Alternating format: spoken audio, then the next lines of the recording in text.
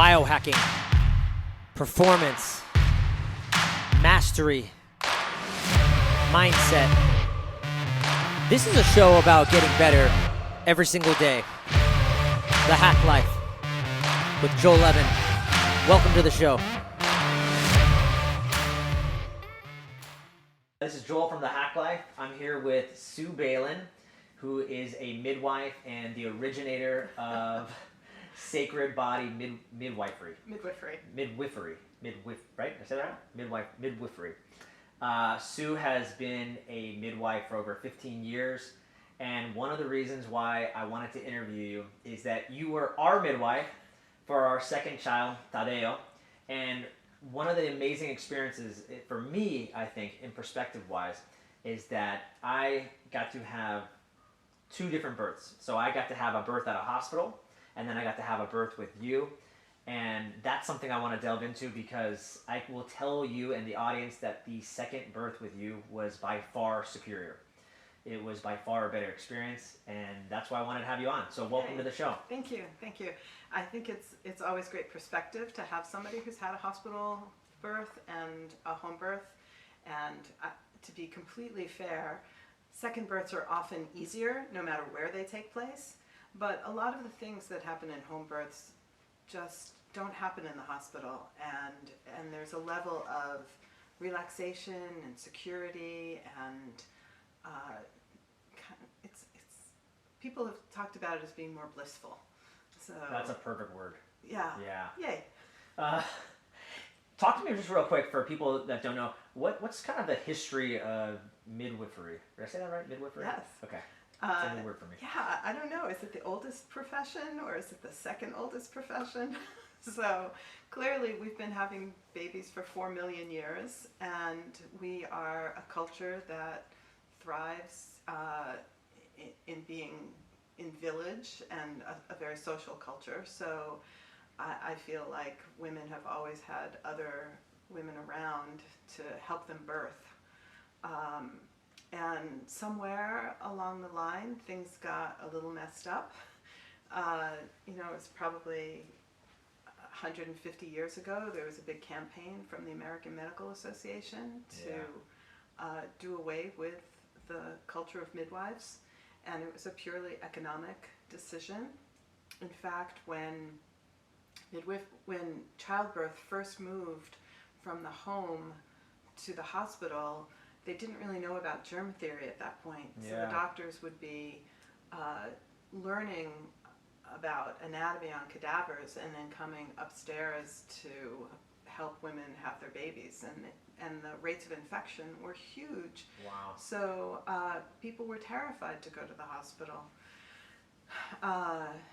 And we appreciate that we know things like germ theory now, though I believe that many cultures knew about antibiotic herbs or antibacterial herbs, and that there was a knowledge that you would never connect a dead body with a live body, that you lose when you put things in silos and take it away from a more holistic experience. So anyway, the beginning of hospital birth was not so great in our culture, and just over the years you could see how things changed.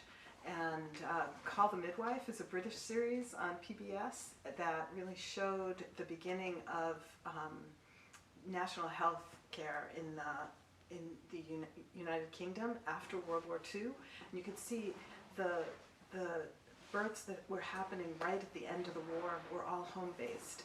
And then as national health care got bigger, all of the births started to move to birth centers and laying in hospitals, and you can just see how it became more efficient for the healthcare system to have it centralized. But that doesn't mean that that's where it's the best. I think we've lost a lot. Part of my concern about hospital birth is that everybody, to keep people safe, you have to treat people with very strict standards and protocols, and those don't always serve the individual. So It also is a place where people are not encouraged to take full responsibility for themselves and their care, and they're not, our system doesn't build in enough time. My visits with you guys, it was an hour and a half, and you had already had a baby, so you knew half of what was going on, or more than half. But we still had things to talk about, and so much of what I think is important in midwifery is building that relationship and building up trust and getting to know people, and having all of that help leading up to birth, for the actual birth, and then in the postpartum as well. And in our current system, very few people know who's going to attend their birth. They see a whole separate set of people for their prenatals. They see whoever is on call for the birth, and then they don't really even get to see people postpartum. They get discharged from the hospital after a couple of days, and they get told to come back to the pediatrician's office, come back to the OB's office at 6 weeks, and there's a lot of stuff that happens in between.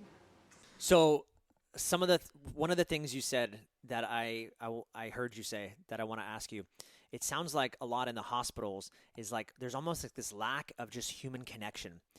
It sounds almost like in hospitals, it just sounds very almost regimented, very like work-like. It's like a factory, right? You come in and you go, and then all right, we got to ship you and we get you out of here. Yeah.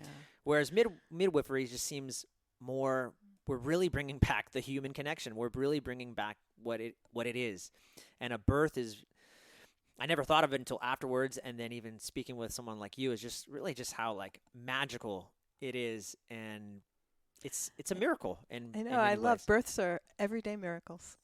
So I think, the hospitals are filled with really kind, wonderful people. And they would probably love for every one of their births to have that human connection, but it's really hard. Yeah. And when you don't know somebody and you see them for the first time in a difficult situation, labor is intense, and we're not meant to be moving around during labor. We're meant to be in the cave, in the back, where we feel protected. And so moving into a building with bright lights where lots of paperwork is the first thing that needs to be done. And it's just hard. It's going against everything. There's a saying that the best place to birth your baby is in the same environment where you made your baby. Oh, wow. And there's actually some European little commercial that has a couple in a labor room trying to have sex, and people are coming in to check blood pressure and their heart rate and all this other stuff. It's like it's just a crazy situation. Yeah, so there's nothing organic or sexy about a hospital room that's just sterile, and like you said, the lights. And there's nothing about there's nothing organic about the process that we've created by moving it to this other room, this other building. So. Yeah, so I want to share, my experience in the hospital. I remember for my first child, it was, I think, 3 a.m. My wife wakes me up, hey, we got this. And just thinking back to it, it's like you feel like rush, like, oh, okay, I got to get up. I got to go to the hospital. And then now you're going, and it's like this rush feeling, almost a little bit of panic. Of course, this is my first child, so I am a little bit scared, and, I don't know what's going to happen. It's the unknown, so I don't know. And then I remember getting there, like you said, all this paperwork you're filling out. We get into the hospital room, and, they want her to sit down or whatever. And then I remember, because my wife is pretty holistic, and we're both very into the woo-woo, so we research all this stuff. So I was aware of things like Pitocin, which I had no idea prior to having a child or learning about this process. But Pitocin is like a hormone, right, that helps quicken the labor. And it's crazy because I almost said the name of the hospital, so I don't want to badmouth them. Like you said, it's not about that. It's just about bringing awareness. And I remember one of the cool things that this hospital did for us is they said, hey, what's your ideal birth plan? You get to write it out and tell us so that we're on the same page in what you want, and we want to help create that the best we can. So, of course, my wife writes out this big thing saying, I would like this. I'm going to have a natural birth at all costs kind of thing. At the very end, if we had to, you could inject me with Pitocin, but that's really not my first thing. And I want to tell you, like, probably within an hour of being there, they're like, all right, so it's not moving along, and we're going to have to do, we're looking at possibly shooting it with Pitocin. I was, in that moment, I was pissed off. I was like, did you not read the plan? Like, we talked about this. It's only been an hour. Like, what is this quickening of labor that we need to have? The other thing on that is, as a husband, I realize I need to be a supporter or an advocate for my wife, because, and you probably know this, when they're in birth, when that process is happening, their mind's probably not working too well. So it's working really well. It's just doing other things. Right. It's multitasking, doing a lot of other things. It doesn't have the capacity to hear somebody say, hey, we're going to inject you with Pitocin. Right. And I could see a lot of women just succumb to that because they don't even know. And they're just like, I guess, or even they feel like maybe I'm failing. Yeah. Maybe I'm not doing a good enough job. Yeah, I think there are lots of ways that we undermine ourselves. From the very beginning, all our media images have people, the water opens or the amniotic fluid releases and labor starts really forcefully. They have to get to the hospital. They have the baby before the episode is over within an hour. And that is so not what real life looks like.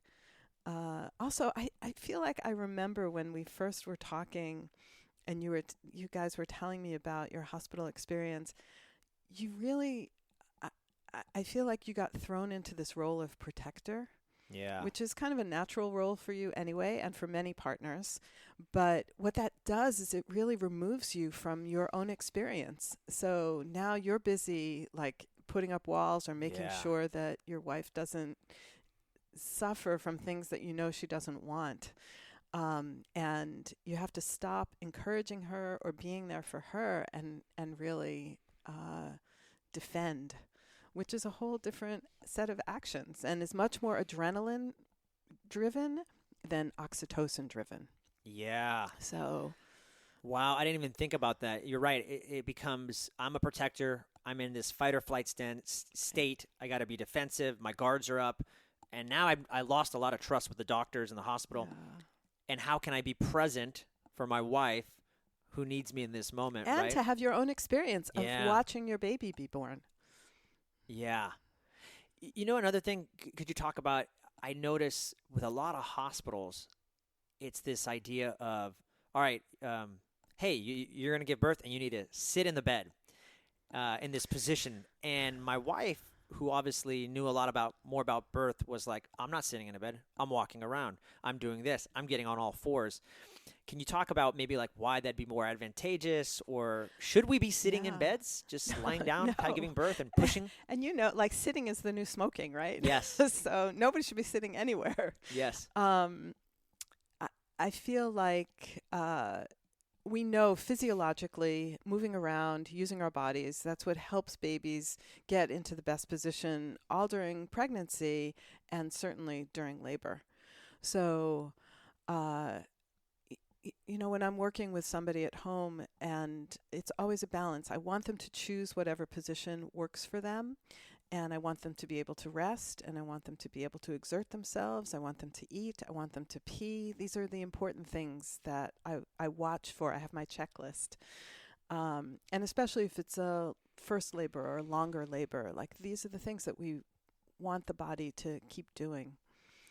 In the hospital, you have to realize that it's an uncomfortable place for many people, and many people are really afraid of labor. So there are hospitals in our city where the epidural rate is over 90%.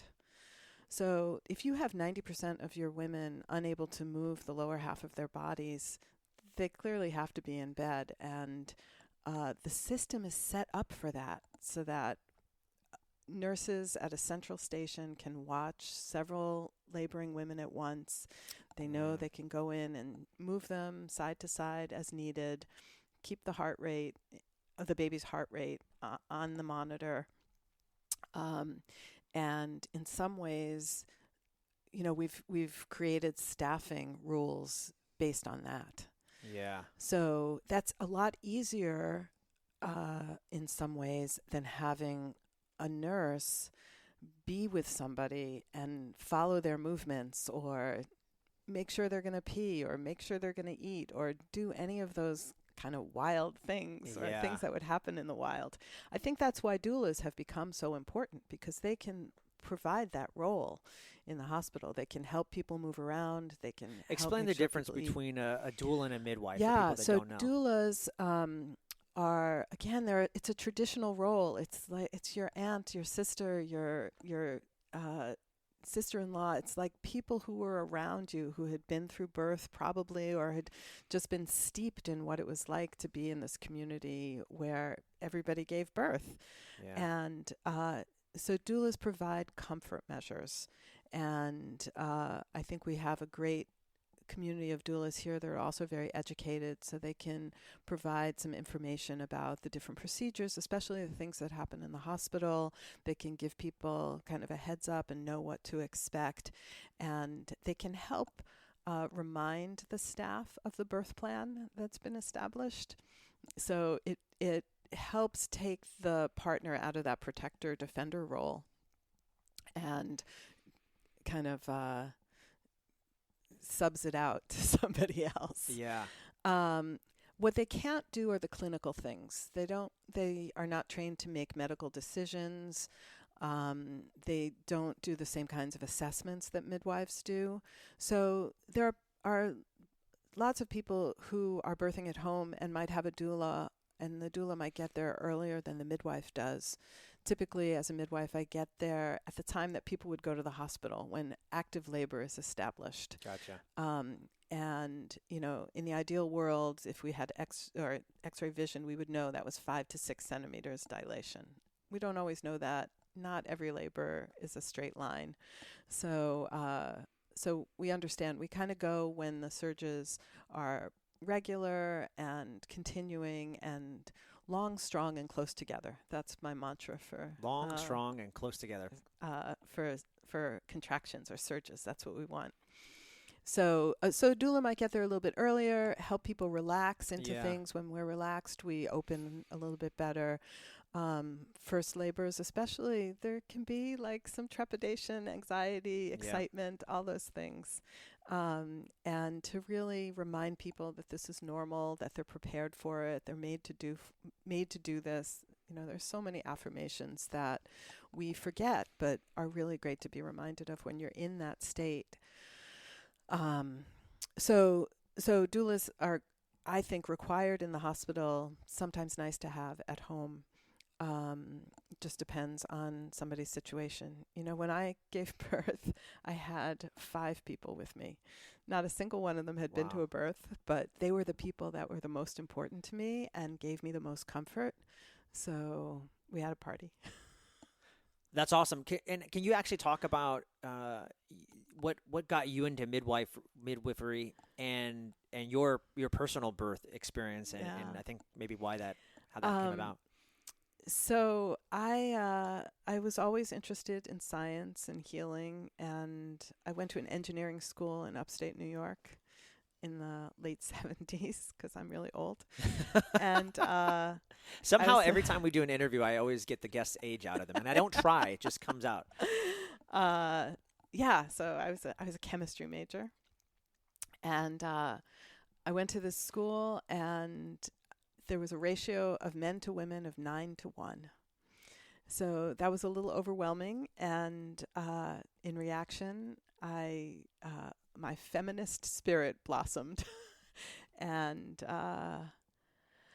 I was looking for something that was feminist oriented and used technology in an appropriate way. My favorite book was Ecotopia, and it talked about, not everybody needs it was a much more beautiful book, but my example was not everybody needs an electric can opener. We're great for people who need them, but everybody else can turn the knob. Technology does not have to invade everything. Yeah. So those were my 2 criteria, and I was kind of seeking, and I realized that there was still such a thing as midwives, and it was actually the renaissance of mostly white women coming back to home birth midwifery. In the African American community, there had still been midwives and home births in some of the rural areas, but it was right around the same time that Ina May Gaskin published Spiritual Midwifery, which is one of the books that helped instigate that renaissance. So who is she in the community of so Ina May midwifery? Gaskin started out in San Francisco and was on a caravan with a bunch of seekers. They were following this guy, Stephen Gaskin, who became her husband. And they were a kind of a intentional community, and prices were too high in San Francisco. Shocking. So they took a bus and they landed in Tennessee, where they could buy a bunch of land and create their community. And lo and behold, along the way, people got pregnant and needed to have their babies. Holy cow. So some of the women on the bus trained as best they could or attended these births. And when they got to Tennessee, they realized that this was a beautiful thing. And there were some doctors around that helped them really train and learn the medical side of things. And and the farm became famous for helping people have natural births. Wow. And Ina May Gaskin is a beautiful author, and she wrote Spiritual Midwifery in the late 70s. She wrote Ina May Gaskin's Guide to Childbirth, I think in the 80s. She's written a few other books, too. So the farm has been an incredibly important place for midwives and training. And so that was since one of the then. books that influenced you Exactly. and kind of jettisoned you Yeah. into this career. Yeah. So it was the late 70s. I knew I wanted to be a midwife when I grew up. I was not ready to be grown up. I thought I should have a baby before I do midwifery, and I did not want children. So You did not want them. no, so it took a really Wow. long time for all the pieces to. I went into high tech. I was in advertising, and so it was a crazy kind of path. And we wound up moving out to the West Coast and to San Francisco, and it was the late 80s, and it was the height of the AIDS epidemic here. And I started working for the Names Project, who are the people that did the AIDS memorial quilt. And I turned 30.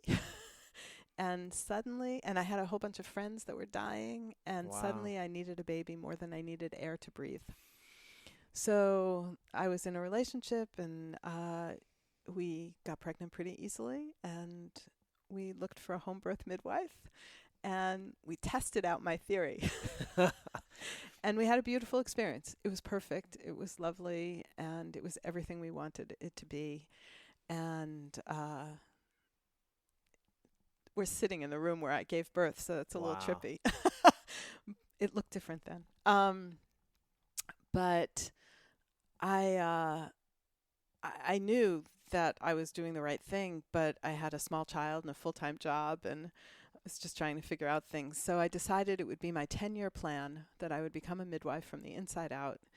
And it was great. My midwife started a study group that I would go to on Thursday nights with my little one, and I did that for years, and then I did other classes, and finally, in 2001, I became a full-time apprentice.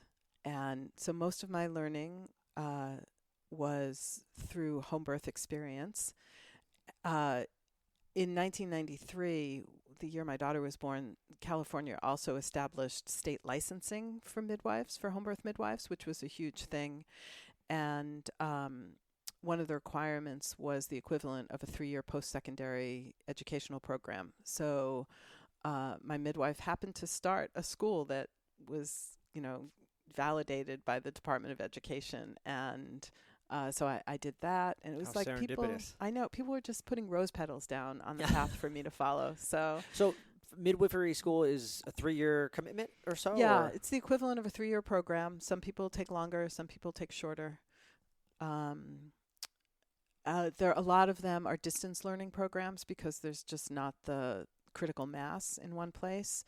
But there are some places that require in-person educational stints, so that people might go up for a weekend or a week every so often. There's a program up in Seattle at Bastyr University. It's gotten a little more formalized since '93. Yeah. So anyway, so I started my apprenticeship in 2001. I started my practice in 2005. And it's a really amazing thing to feel like, oh, I found my purpose, and that's what I'm doing. And the rewards are huge. And it's not that there are no challenges, but they feel like they're worthwhile or reinforcing or, Paulo Coelho in The Alchemist, he talks about beginner's luck as when everything just falls into place. That's what I felt like midwifery was for me. And that's the universe saying, you're on the right path. And then he talks about the challenges and the rocky path that comes next. And that's the universe saying, if you want this, you got to work for it. So I think midwifery is a perfect example of that. I love that story. I was just connecting with somebody the other day. We were talking about purpose and losing some of that purpose and looking for that. And I just love the way you talk about in your own internal conversation of dealing with like, well, maybe I should go into a career in economics or this like business because that, and I fell into that trap too. Like I should get a job from 8 to 5 because that's what everybody does. But then in the back of your mind, in the back of your heart, you knew that there was something else calling you. And I just like, for you, the turning point was 30 where you said, I'm going to do this. And you embarked on it. And like you said, it's amazing when you create this abundance and this vibration in the world, this energy that you exude. You said rose petals are being just, it felt that way. Yeah. And I can totally empathize with that. And I think more people need to understand that when you start, there's something about energy and thoughts and motion and going forward that when you start putting that energy out there, good things manifest. Yeah. And I really like that. Thank you for sharing that. Yeah, thank you. Anything, one of the other things that you said that I really love and I always remember about you, and it really just released any fear or anything I had going into the second birth, because there's just always some kind of fear of just, it's the unknown, right? But one of the things that you said that really just dropped my guards and made me feel great about the experience and good about you was, you said, Joel, women have been doing this for 4 million years. This is nothing new. We've made it seem like it's new by putting it in a hospital and you need epidurals and we need to sit you this certain way and Pitocin. And our lives are more complicated. We're not quite as in touch with nature as we used to be. So Right. And for me, that was just the ultimate. Yeah, you're right. It changed my paradigm of how I looked at the world and how I saw birth. And I'm like, yeah, and of course, you're absolutely right. This is going to be fine. We're meant to do this. We're meant to do this, yes. And there's one of the things that really emphasized that for me was there's a book called The Female Brain, and she talks about growing up and adolescence and all the things that we do. And so much of what we do is driven by that need to procreate. So like we have all these mating rituals and we like, there are all these things we do to get the best mate out there. And we want the best mate so we can make the best children so that we can propagate the species in the best way.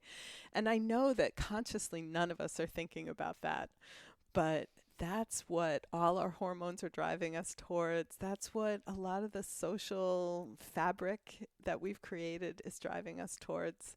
So, and that was my own experience that, my head wasn't ready for children for a long time. I understood that. It's not that I never pictured myself as a mom. It's just there was a lot of other stuff going on that was really juicy. And, but man, those hormones hit, and it was, in the old Star Trek, when Spock has to procreate, the call to Vulcan, and it's like, that's what it was.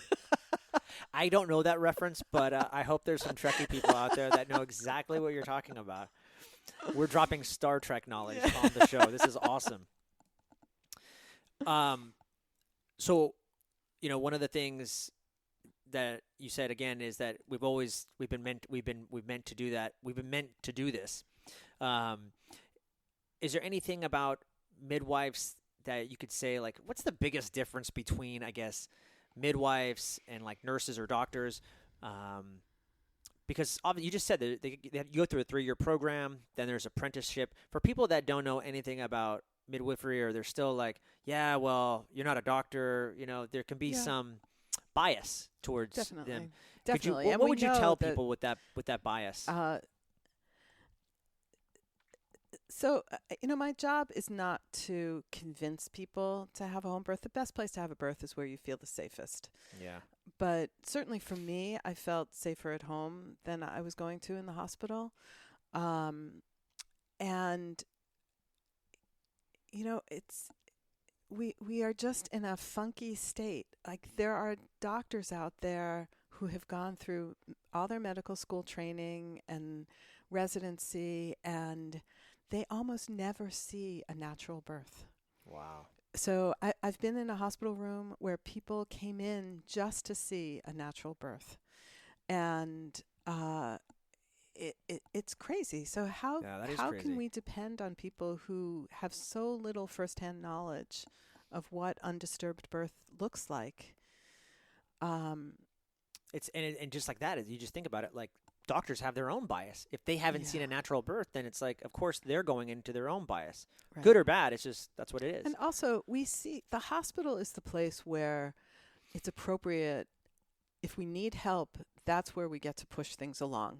So I was with somebody she dilated beautifully. She had a really hard time with second stage, which is the pushing part. And we did everything we could at home, and she started to get tired, and the surges spaced out. Like, that's an appropriate time to use Pitocin. So we went to the hospital, and she got a little bit of Pitocin, and she was able to push out her baby, and it was beautiful. Yeah. But it's the kind of thing where I was with somebody else, and she was having much more trouble dilating, and we went to the hospital and we got Pitocin, and the baby didn't like it. Like, the baby at home had been protecting itself and had been spacing out the surges and knew that it couldn't do, if it was going to be born at home like that, it was going to take a long time, like days and days and days. And sometimes that's not safe, and sometimes that's not desirable in many ways. So we're happy to have the help of the hospital when we need it. Right. They used Pitocin, which can be have a strong effect on the baby. The baby did not like it, and the heart rate went down, and they had to move to a C-section. And so we understand that there's a time and a place for these things, and if we have to push the envelope, we want to do it in the hospital. At the same time, what that means is that the people who work in the hospital, they see all the bad things. Right. So I understand how they're afraid, and they see they have so many births. So they're influenced by what happened last week. It's like, last week we had, these horrible things happen. And now when somebody comes in, they need to make sure that's not going to happen to them. Yeah. So if I have my training is at home and mostly undisturbed births, like, that's my basis. It's like, that gives me that strength to say, this is usually going to work out. Right. At the same time, I take my training very seriously, and I tell people it's a very weird job. I totally believe in the power of this to happen and that eternal optimism, but I'm always watching for things that are going off the rails a little bit, and I'm seeing if we can nudge it back into the path, or if we need to go somewhere or take care of something. So my job is to kind of hold that space of possibility, watch for things that are not so straightforward, and make sure that the people, the family, feels like they stay in control and they have what is going on for them is what they want. Yeah. So, for our second birth, when we were lucky enough to have you as our midwife, it was a completely different experience. One of the things you say is just being like, you feel comfortable. You're at home. I feel like, now, granted, the second birth for us, if I had to guess, I think it happened like 45 minutes. I remember I was walking out of the house, and my wife doesn't see. I have my other son, Roque, with me, so he's like 3 or something. So there's a park nearby. We're going to walk down to the park, just our normal kind of thing. And I see my wife. She doesn't tell me anything. She's putting a car seat in the car, which probably should have been my FBI clue that something's happening. But I see her putting a car seat in our car, and she's kind of like holding on to it and just kind of like breathing. And but doesn't say anything, like nothing like, "Hey Joel, like just FY, like this is going on." I asked her. I said, "Everything good?" Like, I think we were maybe a week early or something, so I wasn't too. I wasn't too raised up. And she said, yeah, whatever, just breathing, and just, I don't think she knew what she was saying. She ignored me probably and just brushed me off. Yeah, go to the park, whatever. I go to the park. I'm there for like 15 minutes. She says, "Joel, get home." Okay, so now I rush back. But the experience, even though maybe from total time from that text to the actual birth was only 45 minutes or something, it was just so much more relaxing. I didn't feel the panic of having to go and get stuff. And then I do remember when you showed up, my mind is, I'm going a mile a minute too, like just like trying to be there for her. And what do you need? What are we doing? But I remember you just like laying down sheets and doing like just the things, the invisible things that you don't see, but you need to get done. And, man, it was amazing. It was just such a different experience. I really want people to get that. Like, I'm not trying to convince them either, but they need to know, like, just the relaxed state for my wife and I. How beautiful it can be. And by the way, I wanted to tell you this. I never got to tell you this. You totally tricked me for our birth, okay? I remember we talked about this. You said, "Joel, do you want to catch the baby?" And I said, "Nope." I said, "Absolutely not."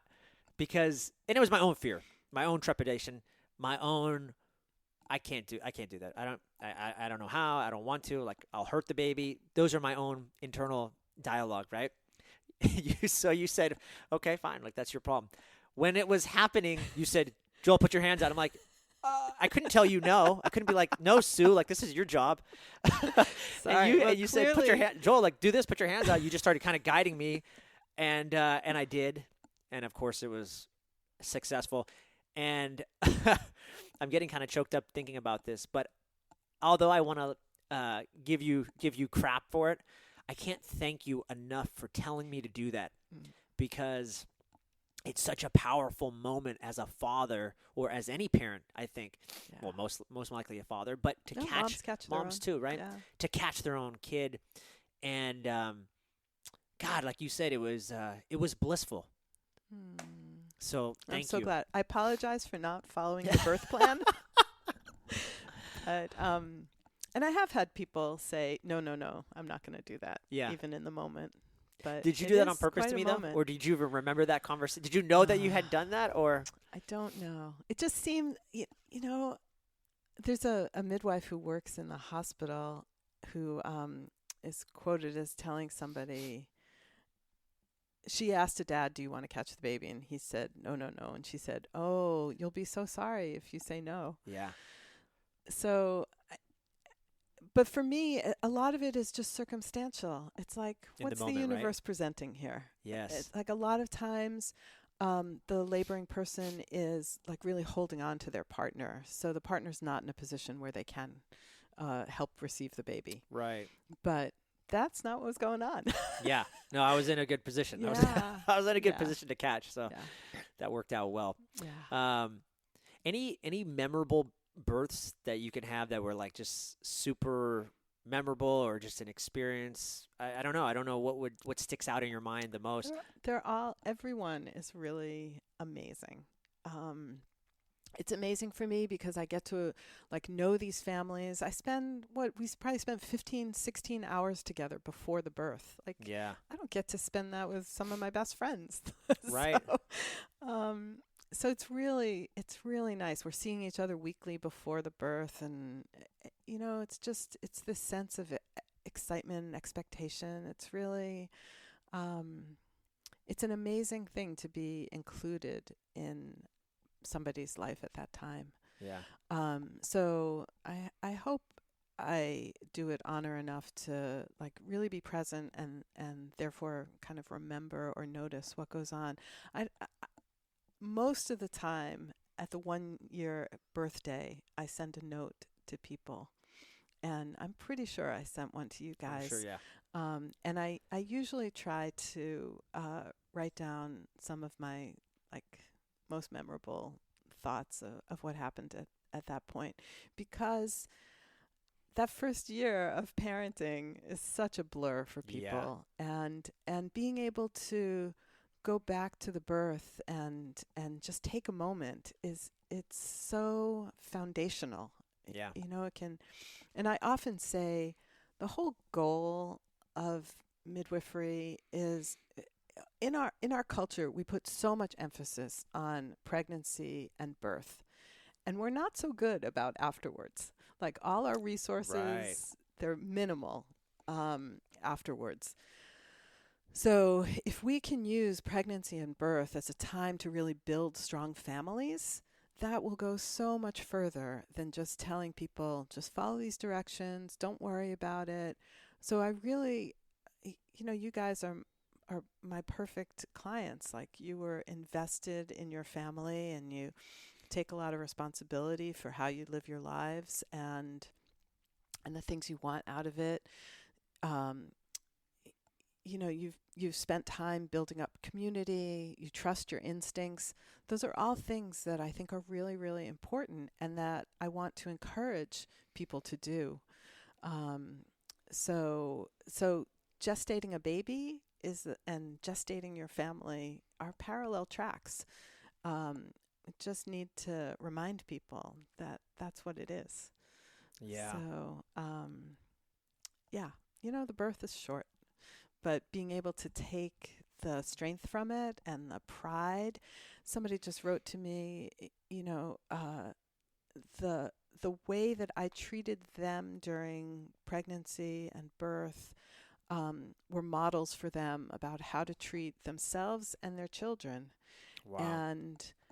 And that's an incredible gift to hear that I had that effect on somebody, and also to know that somebody like appreciated that. Yeah. It's kind of, That's huge.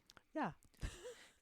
Real quick, postpartum care. Yeah. Midwifery, I hear a lot of women having issues postpartum depression, postpartum this. Why is that Yeah. so crucial, and what do midwives typically do to support?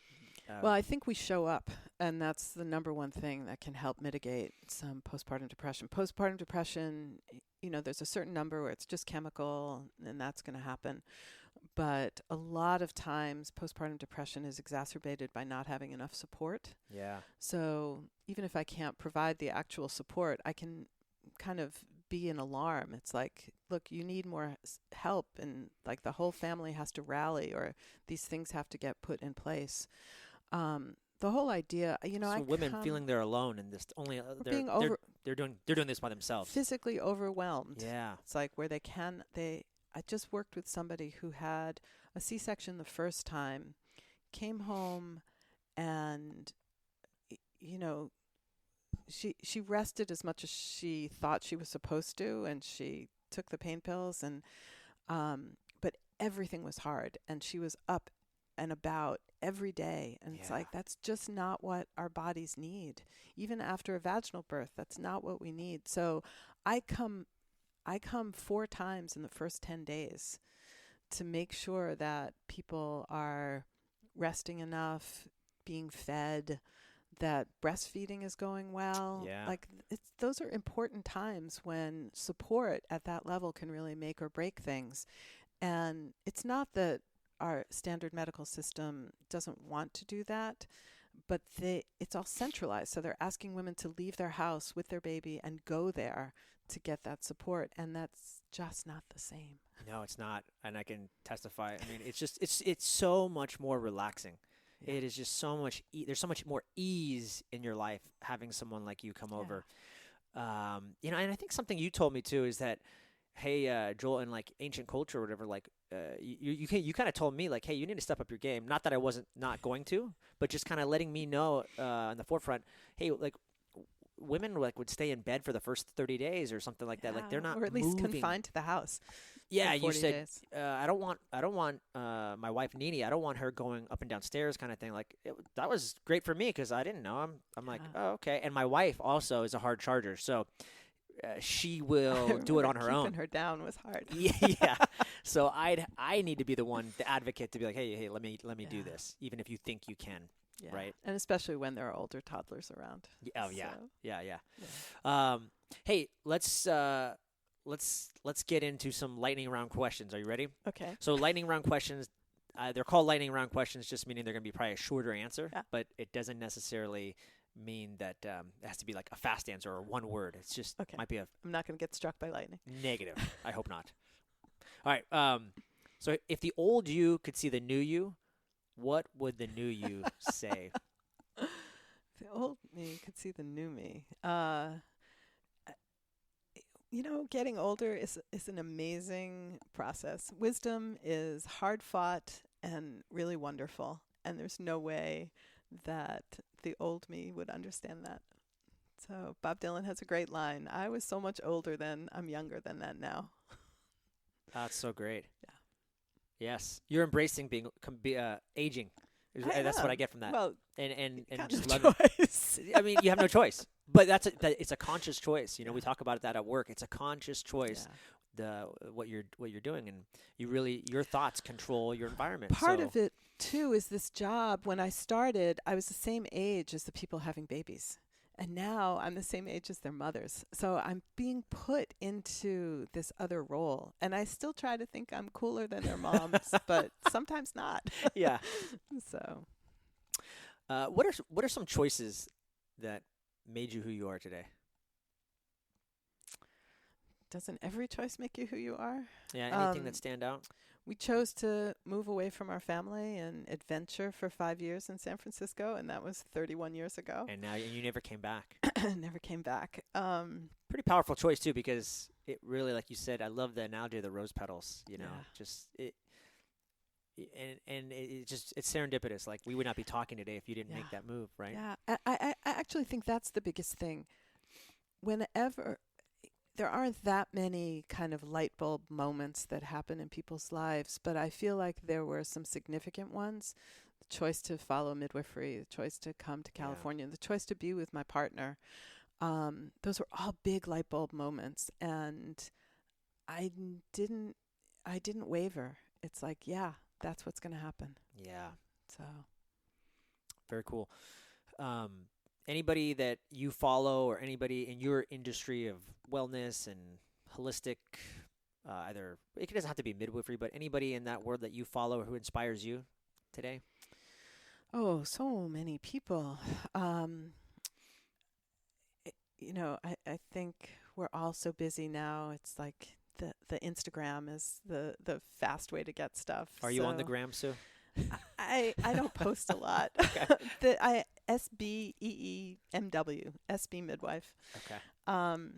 But there's a midwife in the East Bay who's Restore_midwifery who puts out some amazing images and education stuff. I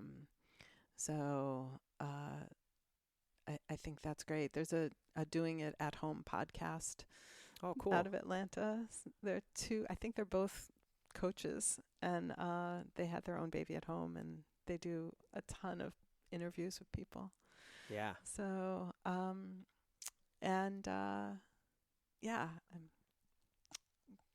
eagerly awaiting your podcast. Excellent. I'm a big book reader. I've been influenced by many books. Just in the podcast, you must have listed like 5 books, so I'm going to have to go through those and put them in the show notes. Any big books, I always say 1 to 3, that influenced you that you would recommend other people read? Wow. Gosh, one of the biggest books that influenced me is this really serious biography of this woman named Hannah Arendt. She was around the Holocaust time, and she was one of the people who said just because it was somebody's job doesn't mean that they had to do it. So we thought we were going to name our daughter Hannah for a really long time. And then when we had a baby, it was like, oh, that sounds terrible together. I don't like the sound of that. So, the books are just so rich and so valuable. I'm reading one now about the engineers behind the NASA program, the Apollo missions. And it's like the astronauts get all the credit and the engineers, were amazing superheroes. Of course. So it's like you need both. You need both, yeah. You need both. Great perspective. Yeah. There's always a team behind, right? Yeah. Like they say, even with husbands, there's always a good wife behind a husband or anything like that. Or the other way around. Or the other way around, yeah. I'm a big person in rituals, or sometimes people call them hacks, right? And I like hacks because they might get you to a certain, they might nudge you in the right direction somewhere. But at the end of the day, I'm all about mastery. But are there any rituals or daily practices that you do, like gratitude journaling or something for you that's just a huge game changer and you wish everyone would do this? I am also big into rituals, and my life is very routinized, partly because my job is so crazy. I can get called away at any time. So I really take solace in my rituals. My relationship with my sweetie, when we broke our rituals, that's when we had the hardest time. So it's like as simple Totally as we used to walk to a cafe every Saturday. The cafe closed, and our relationship fell apart until he realized that's what happened. Yeah. So, I take my yoga practice very seriously, and I really think that that is salvation for me in a lot of ways. And at the end of every practice, there's definitely a moment of gratitude. I think flossing your teeth is really important. It is. It is very important. People should be, I'm sure people that don't do that. Why? I get such good joy out of it myself. Last but not least, where can people find you if they want to learn more about you? Yeah, I'm happy to answer questions about midwifery and home birth. Even if people don't live in the Bay Area, I work in San Francisco. SacredBodyMidwifery.com is the best way to reach me. Awesome. And then on Instagram, can you say your handle again? SBEE Midwife is SBEEMW. Awesome. So it's SB Midwife. Thank you so much, Sue, for being on the Thank show. you. The great Sue Baelan. Guys, thank you so much for tuning into the show. It absolutely means the world to me, and I'm extremely grateful for this opportunity. If any of this resonates with you, feel free to go to iTunes and leave me a 5-star review. There you can follow me, or you can follow me on Spotify. And if you're interested in life coaching or health coaching, you can find me at joelevancoaching.com. And I'd love to connect with you there. Thanks, and continue to be amazing.